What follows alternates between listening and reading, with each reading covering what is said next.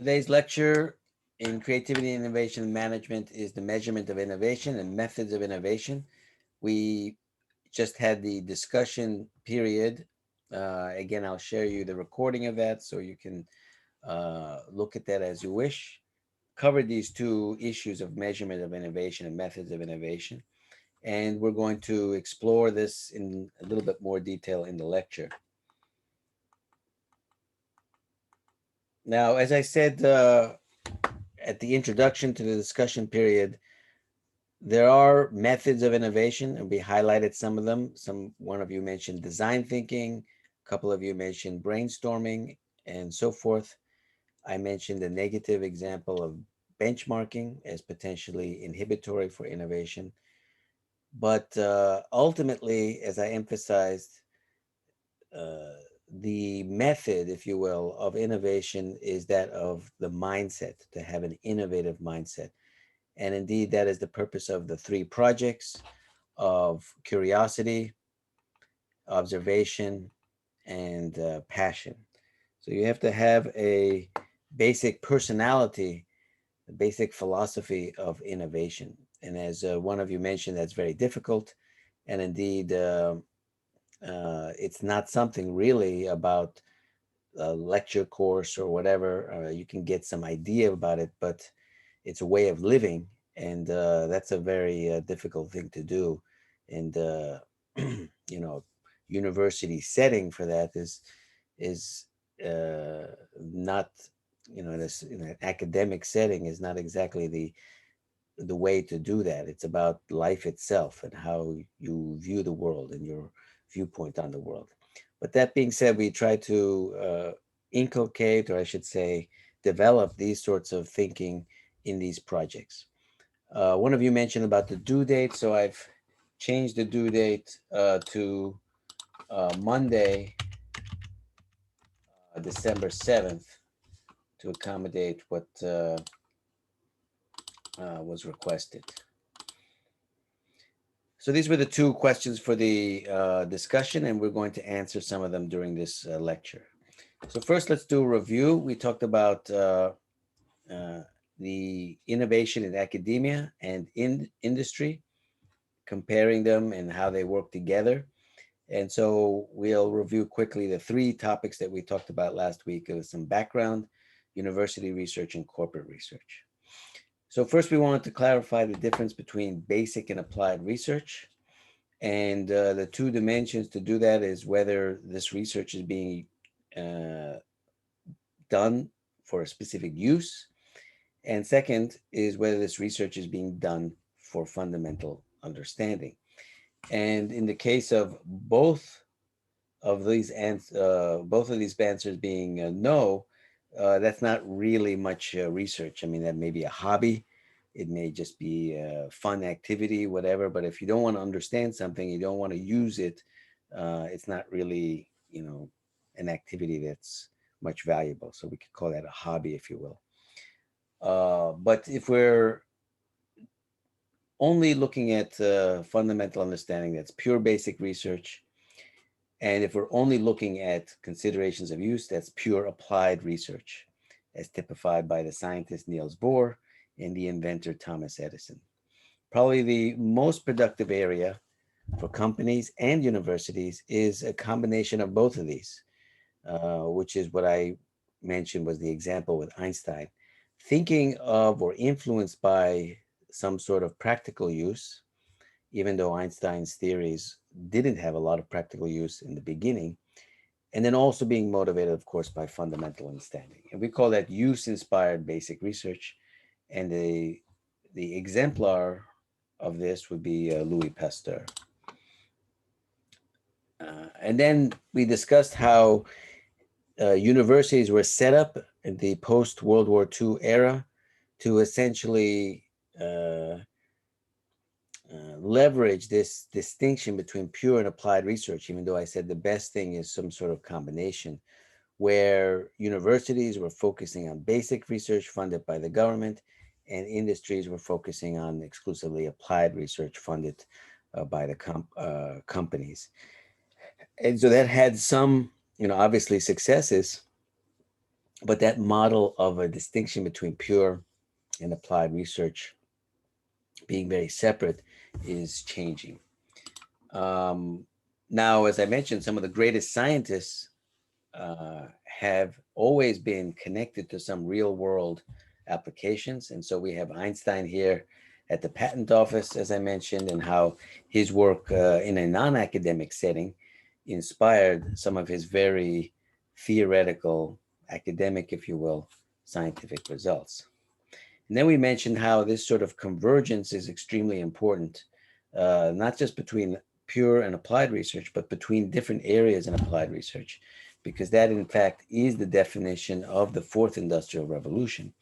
On the news last night, I was watching just the news, and the CEO of Siemens was talking, and Siemens, based in Germany, the big conglomerate, and he was talking about the fourth industrial revolution and technology convergence, artificial intelligence, Internet of Things, and so on and so forth, and mentioning how it's very difficult to bring all those different areas together. In a previous lecture, as I mentioned, startups, it's particularly difficult because startups are usually very focused on one aspect, whereas the convergence, where the real revolution and the real value is being generated, is done more by many different groups. So Siemens as a conglomerate can certainly benefit from this challenge, whereas startups don't have that ability by definition. They're small, they're focused, and so forth.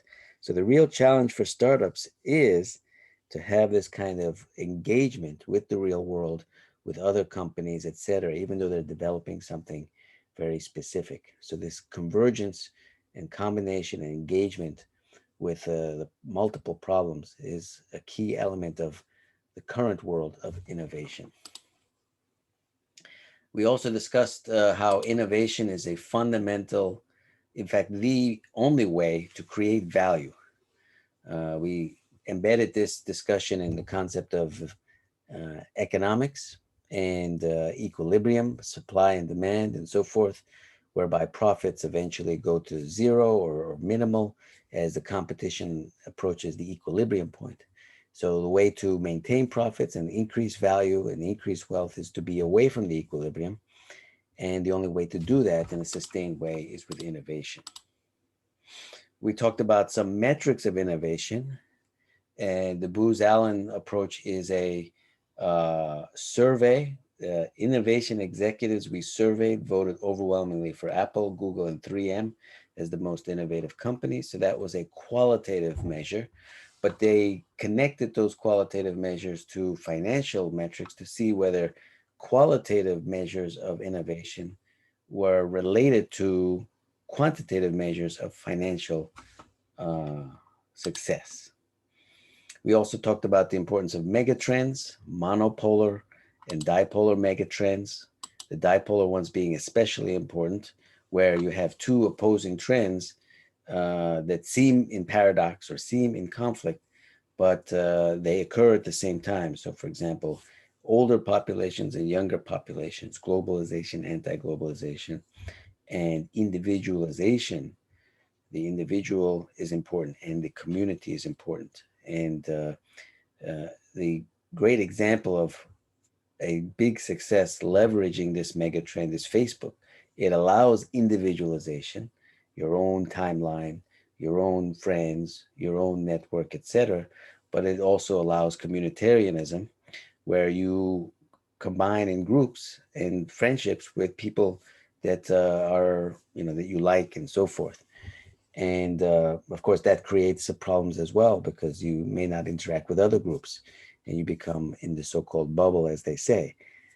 Whatever the case, individualization, communitarianism, dipolar or opposing megatrends actually get solved by one platform. That's a very powerful mix and very powerful source of innovation.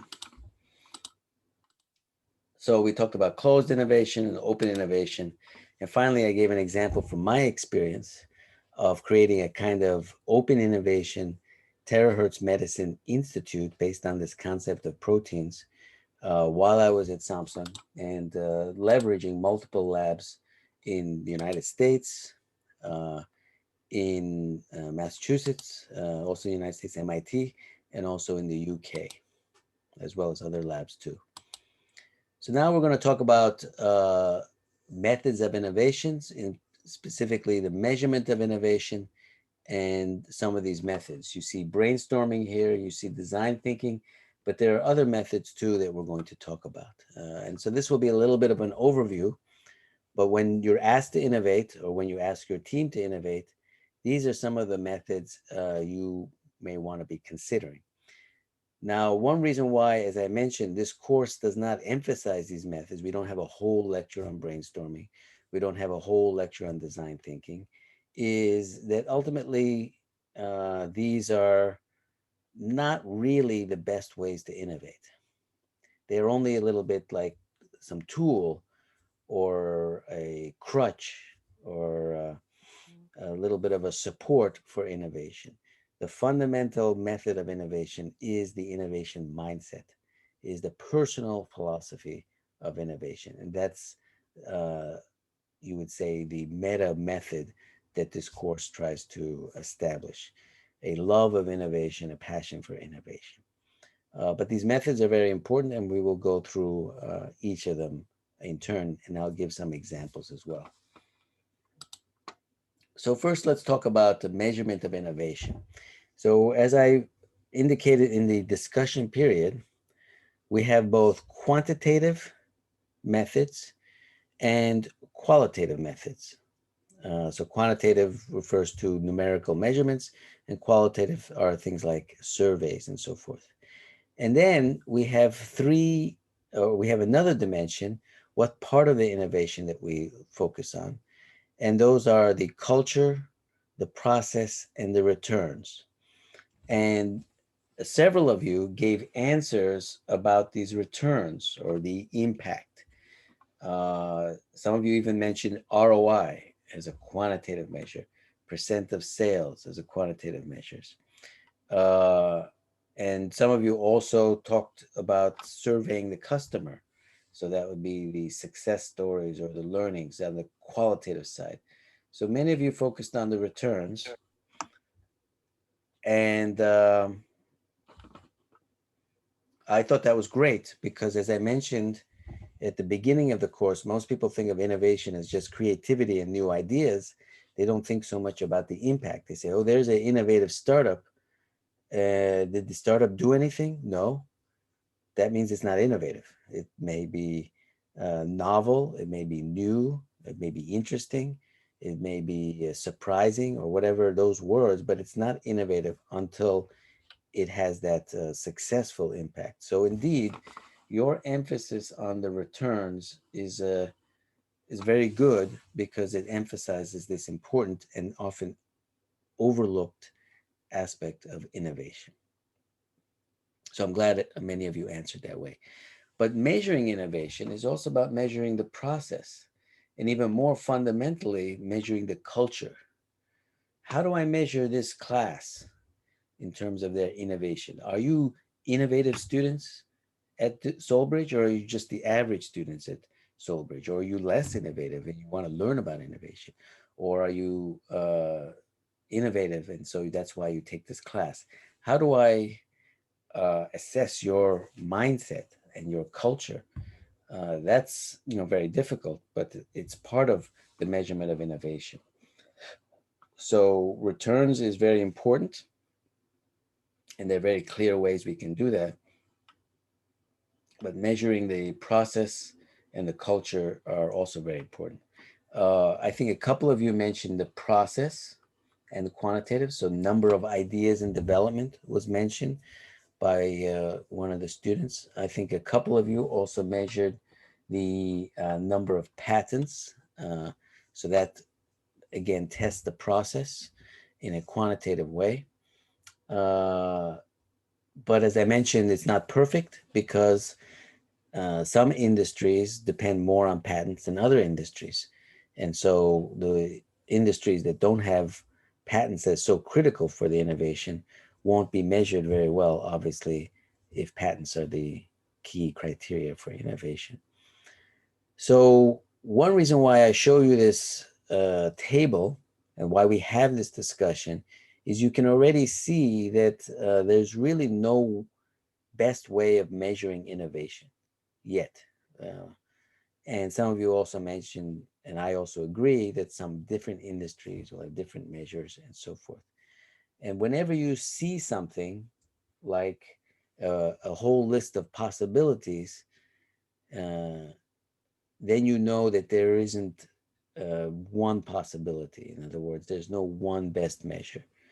So, on the other hand, what's interesting about innovation is if you see something like this where there's many methods or there's many ways of doing something, many measurement criteria and so forth, so it's complicated, it's messy and so forth, that's a very good incentive to innovate. So if we can figure out a way to measure innovation that is reproducible across many industries, covers the whole culture, process, and returns basis, uh, and mixes quantitative and qualitative, if we can come up with a system like that, that would be a real innovation. That would be a real wonderful thing.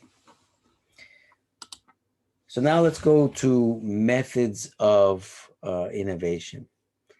Now, you can already tell that because there are so many methods of innovation that, how should I say, there is no best method. In other words, if there was a really good method of doing something, one method would stand out and become the prevalent approach for innovation. But we haven't had anything like that. Instead, we have brainstorming, we have mind maps, we have design thinking, we have TRIZ, and so on and so forth, which we'll describe in the next, over the course of the coming hour, but not one method. Again, that emphasizes what I mentioned. It supports what I've contended continuously, is that the mindset and the philosophy, the personal philosophy, is ultimately the method, if you will, of innovation. So under brainstorming, which some of you have mentioned, there are some sub-methods of brainstorming.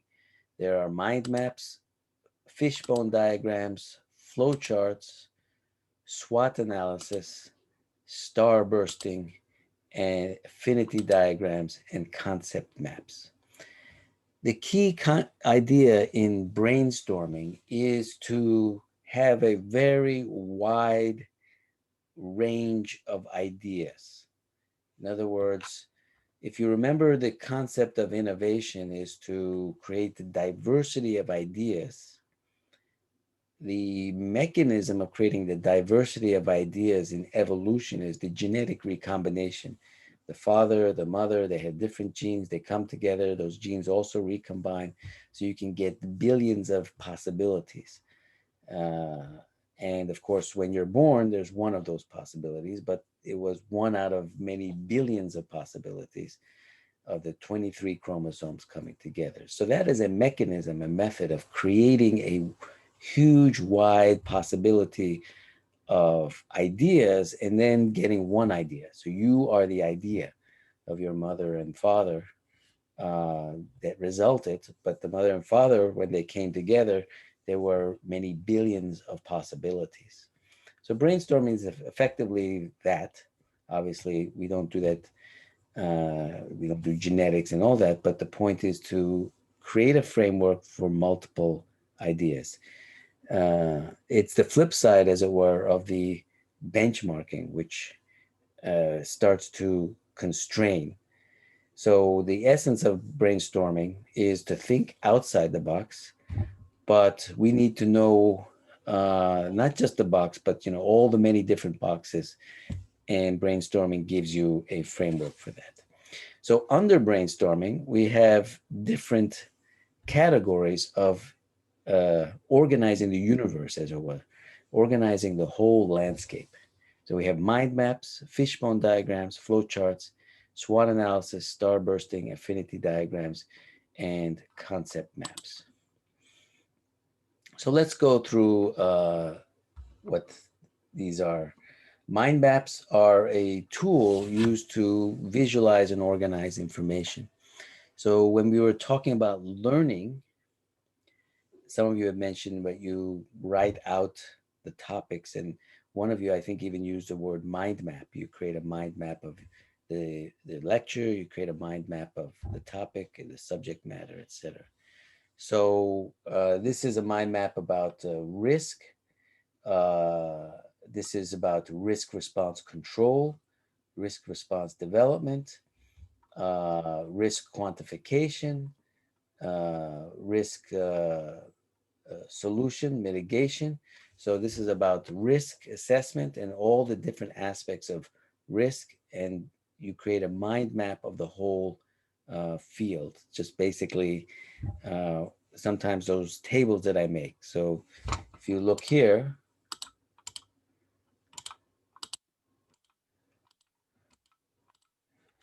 let's go to this one. Measurement of innovation, this is a kind of mind map of the measurement of innovation. We have the cultural aspect, we have the process aspect, we have the impact or returns aspect, and then we have the quantitative and the qualitative aspect. This would be a mind map of the measurement of innovation. So another way of looking at innovation is fishbone diagrams. So it's a form of what's also called a reverse brainstorming. Instead of finding the solution to a problem, you actually wonder how you can cause or achieve the opposite result of what you expect. So, for example, if you want to uh, increase your sales, you might say, well, let's decrease the sales. What would happen to decrease the sales? In other words, we create a problem, and what would be the causes of creating that problem? That's a fishbone diagram. So that's a very strange way to approach it, but it's a very powerful way to get you out of thinking the normal expected way, because innovation, as we said, is not just impact, but it's new ideas. So if you want to solve a problem, find an innovative solution to the problem. Why don't you create the problem and see what makes the problem? And then you isolate, the important causes of that problem, and those causes then can become the source of the solution to the problem. In other words, you see a very major cause of decreased sales, and you say, well, let's fix that, bad cause of those decreased sales. So these are fishbone diagrams, very powerful way of brainstorming. We can call it reverse brainstorming. In fact, this is one of the most powerful ways to innovate is you think about something else. Because the more you think about the standard is inhibiting your innovation. So that's one reason why I mentioned go to a webinar outside your area of interest. Observe something that you normally think is boring or that you ignore, but observe it. Uh, and so those two exercises are very much related to this concept of looking at it from the opposite. And the fishbone diagram and the reverse brainstorming is one of the best ways to do that.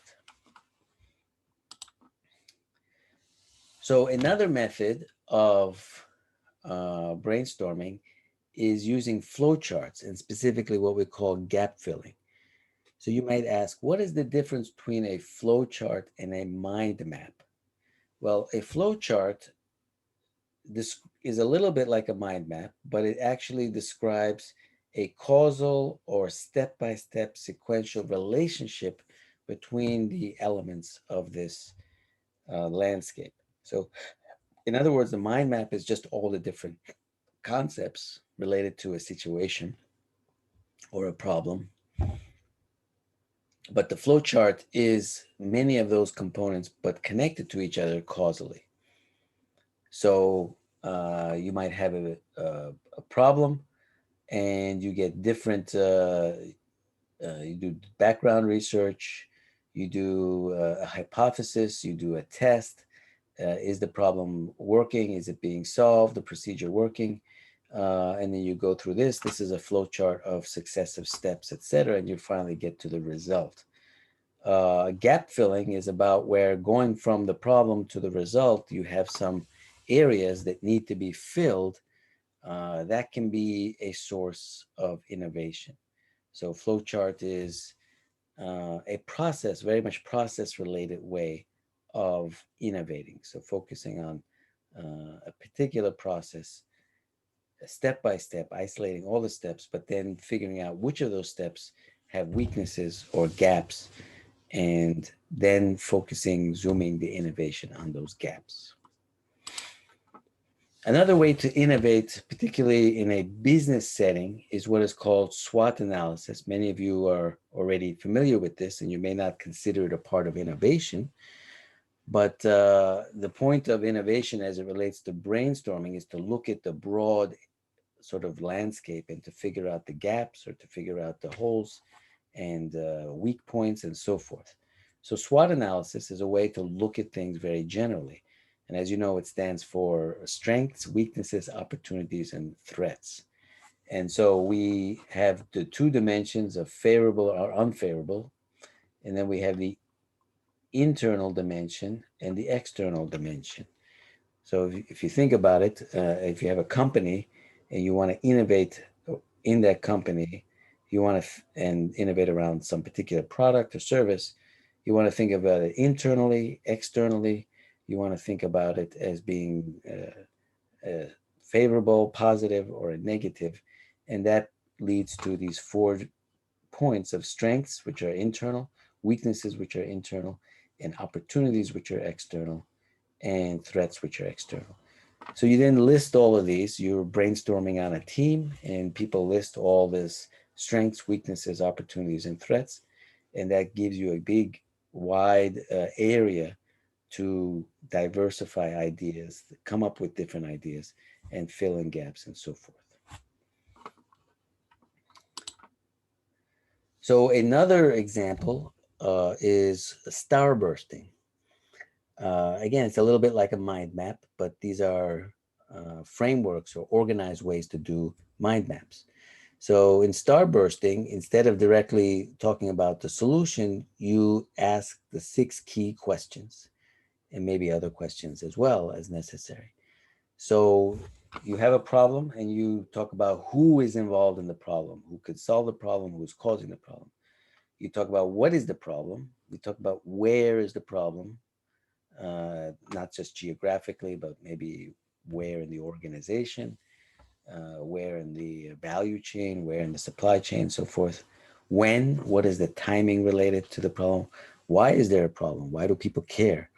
And then how how can we fix the problem, or how does the problem arise? So you use these 6 questions and other questions possibly as well to organize your mind map of the problem.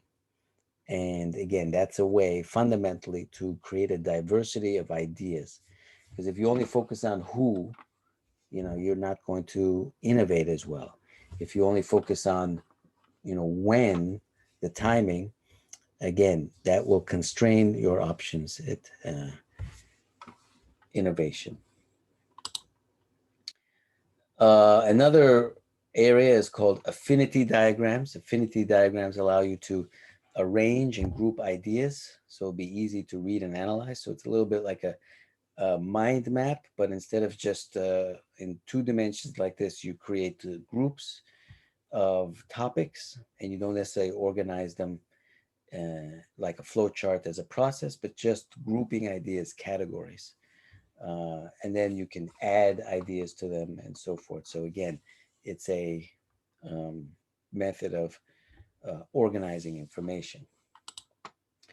So I think the mind map that I like best is concept maps, because it's a way of organizing information around defined concepts, but also seeing their relationships and interactions between them.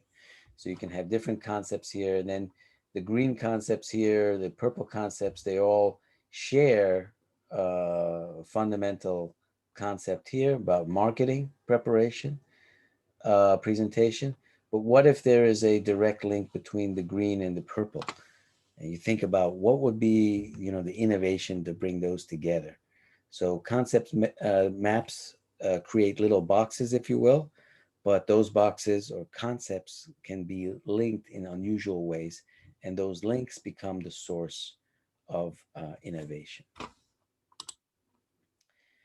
So now let's talk about those were the many techniques of brainstorming: starbursting, mind maps, concept diagrams, flowcharts, SWOT analysis, and so forth. Now we move a little bit differently. TRIZ is a technique of imagining the future technology, because a lot of innovation is about imagining what the future will be like. And one of the problems with innovation, as I mentioned, as you all know, is you have to implement that. So it has to have a certain realistic ability of becoming reality. So you can dream up science fiction and all sorts of crazy technology, but if it's never happened before like that, it could be very difficult to adopt or have an impact. Now, of course, if you have a new idea, how is it possible that it could have happened in the past? Well, technologies and innovations related to technologies tend to progress in predictable ways.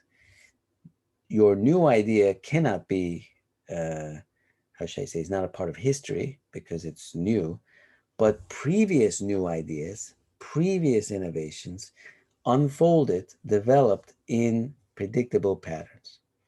So, for example, we know that weapons just logically over time become more powerful, and that they become longer range.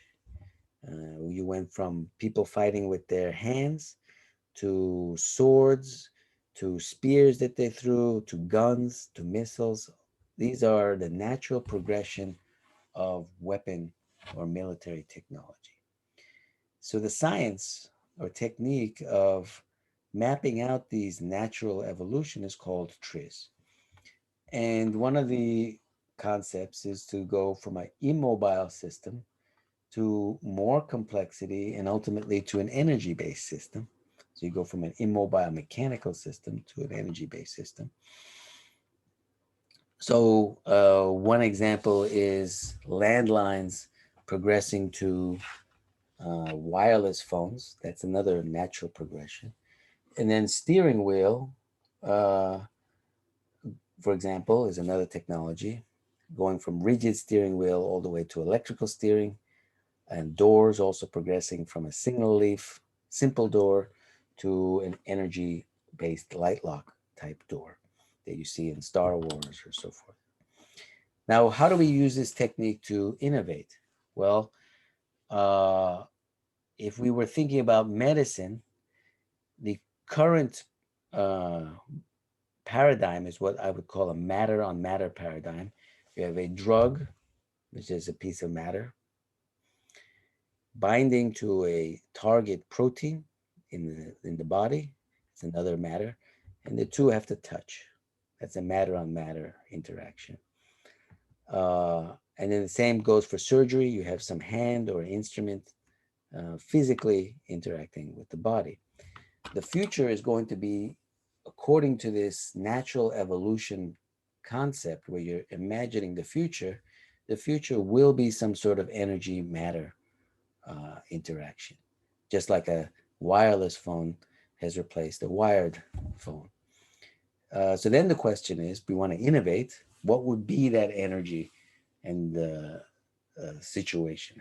And so that's the stimulus to innovation. You imagine what the future has to be, and you innovate on what could make that future possible.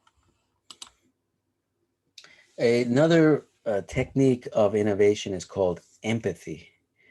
Satya Nadella, the Microsoft CEO, said that empathy makes you a better innovator. And as I mentioned before, one of the reasons I talked about pure science and applied research and this separation is that on one level it has helped after the Cold War. On another level, it has been very well established to interfere with innovation. In other words, you have these scientists, they don't even know or care about the real uses of society. So that's the extreme case. And that's why I emphasize the Albert Einstein example is that he was a pure scientist, but he was connected to the real problems in society. And so one of the problems with, or one of the challenges with the separation of pure science and applied research is it compromises the empathy. And I know sounds a little strange. Empathy is a human quality. It's an emotion. What is it doing with scientific research? What is it doing with hard things like innovation?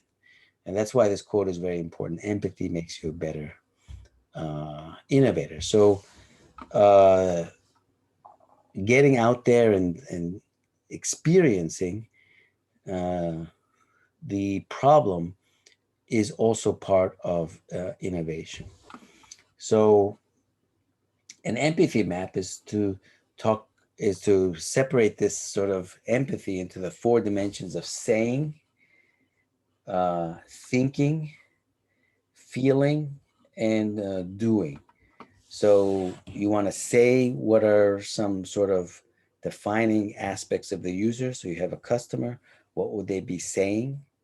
Another one is a thinking, what might your user be thinking and what they believe. So to get in the mind of the user, what actions or behaviors are about them, so doing, and what emotions might they be feeling. So say, think, do, and feel.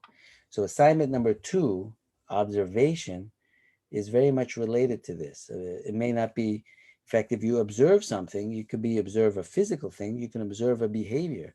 You can observe people doing something. They're not wearing masks in certain situations, they're wearing masks in other situations. You notice that and you think, why are they thinking that? And then maybe you come up with an innovation. Maybe it's difficult to put on the mask. Maybe it doesn't look good, or whatever the reasons are. What is it about that experience? And what can we do to innovate, to improve that experience and overcome the problems and feelings and so forth that are negative in this regard? So empathy is really important, whether you're talking about Albert Einstein, or you're talking about Microsoft CEO, you're talking about your project. Being able to understand what other people are thinking is extremely important. In Korean culture, we have this concept of nunchi, and nunchi is a kind of empathy. And so I always tell my Korean students, those who know about nunchi, is that if you can apply nunchi and become innovative related to that, most people using nunchi so that they make other people happier and they uh, make sure their social life is harmonious and it's a part of living in Korea.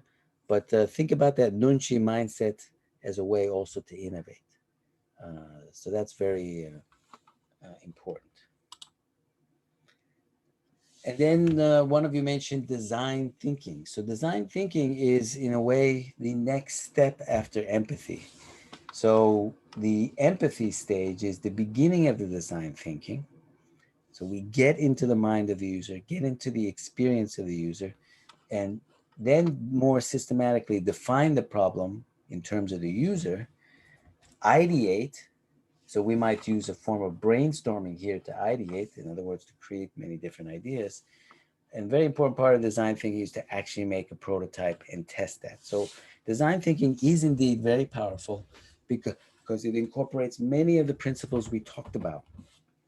The connection to reality. If you want an innovation to be sustainable and to be impactful, it has to be working in reality. So what better way to do that than to test it? As we mentioned, also the empathy is extremely important because a lot of universities, they create a research project and from a scientist, but there's no connection or empathy to real world problems. And so the project dies at this level. And the other problem with the brainstorming is it just focuses on the central ideation. And the design thinking is a broader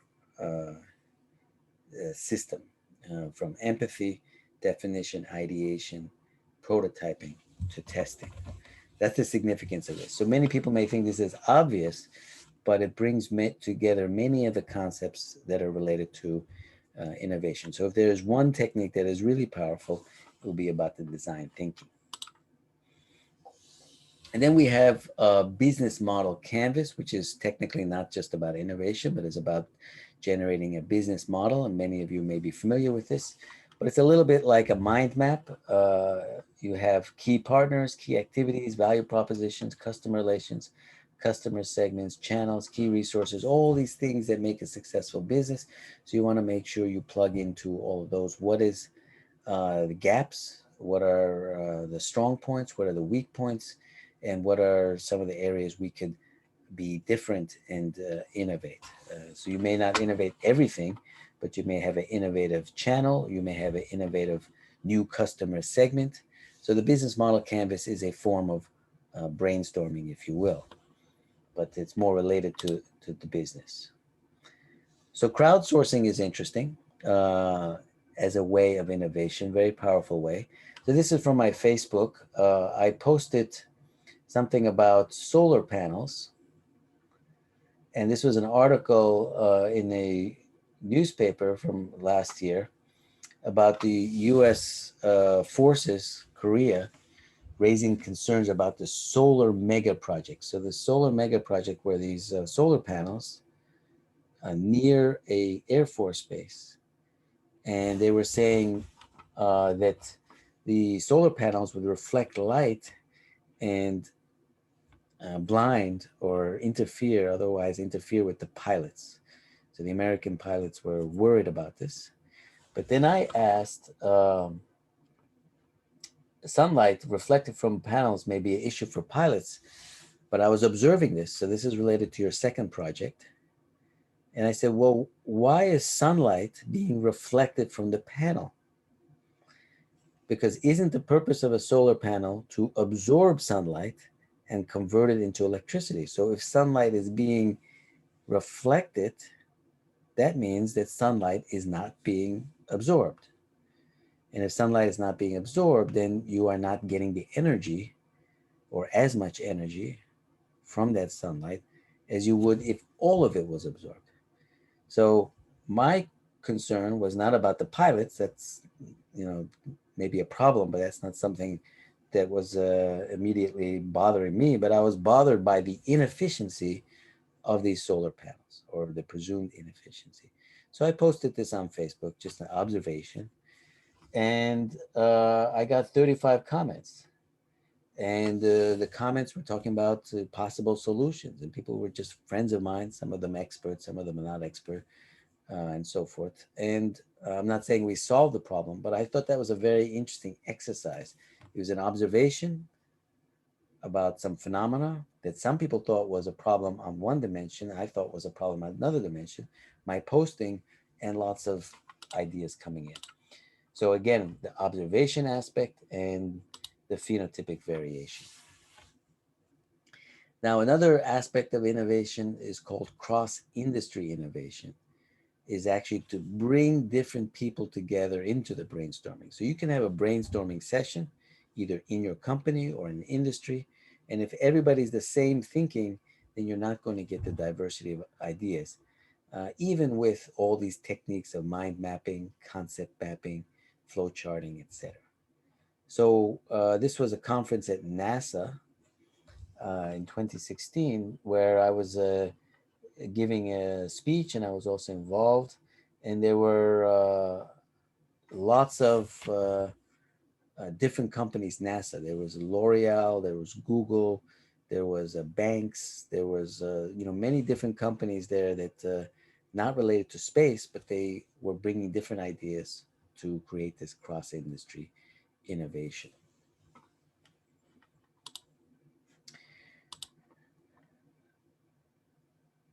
So next week, we're going to talk about innovation again. We're going to go back to history, but the rise and fall of civilizations. And we're going to talk about,